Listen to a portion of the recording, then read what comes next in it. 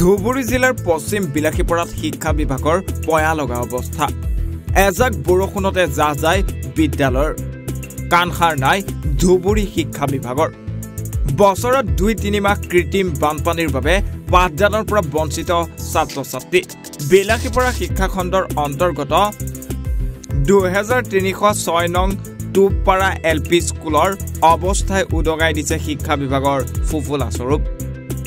বছৰত প্ৰায় ২ৰ পৰা ৩ মাহে পাঠদানৰ পৰা বঞ্চিত কণ কণ ছাত্ৰ-ছাত্ৰীৰ। নীৰৱ বিলাসীপাৰা শিক্ষা বিভাগ, নীৰৱ ধুবুৰী জিলা প্ৰশাসন। বাৰে বাৰে আবেদন কৰাৰ পিছত কোনো ধৰণৰ ছাত্ৰ-ছাত্ৰীৰ ভৱিষ্যতৰ প্ৰতি লক্ষ্য ৰাখি গুৰুত্ব নাই বিলাসীপাৰা শিক্ষা বিভাগৰ। নিতৌ ৰাতিপুৱা বিদ্যালয়লৈ আহি স্কুলৰ শ্ৰেণীকোঠাৰ লগতে বিদ্যালয়ৰ চৌহদত পানী দেখি ঘৰলৈ উভতি যাব লগা হয় ছাত্ৰ-ছাত্ৰী।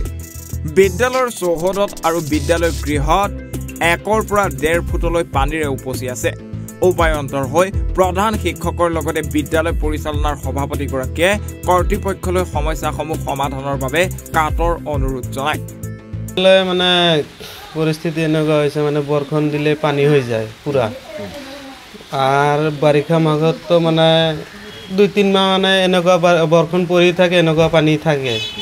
তাৰপিছত বিদ্যালয় যেনে মানে কণমানি ল'ৰা ছোৱালীবিলাক যে আছে, সিহঁতে মানে ক্লাছ একো কৰিব নোৱাৰে।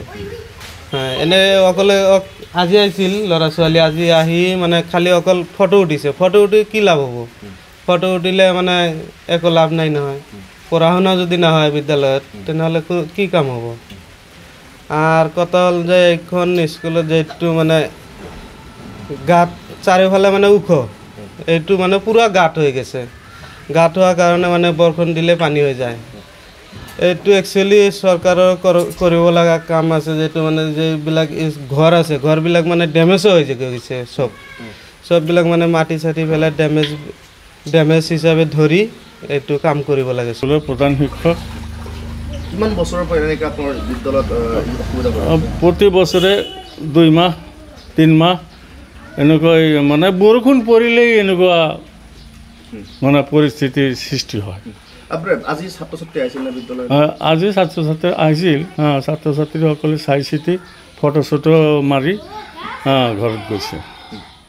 পাঠদানৰ পৰা বঞ্চিত আজিৰ কাৰণে পাঠদানৰ কাৰণে বঞ্চিত। বছৰত কিমান দিন এনেকৈ? বছৰত ২ মাহ ৩ মাহ এনেকুৱা যায় আৰু বছৰত। এই যে পানী কেনেকৈ জমা হয় আচলতে? কৃত্ৰিম বৰষুণ পৰিলে এনেকুৱা হয়, কৃত্ৰিম বানপানী এইটো হয়। কিমান বছৰৰ পৰা এনেকৈ হৈ আছে? 10 বছৰৰ পৰা। আপোনালোকে ইয়াৰ আগতে আমি কৰ্তৃপক্ষক জনাইছোঁ, এতিয়ালৈকে আমাক। পৰ্বতজোৰাৰ পৰা নুৰ ইছলাম মণ্ডলৰ ৰিপৰ্ট, এনি ভাৰত 24।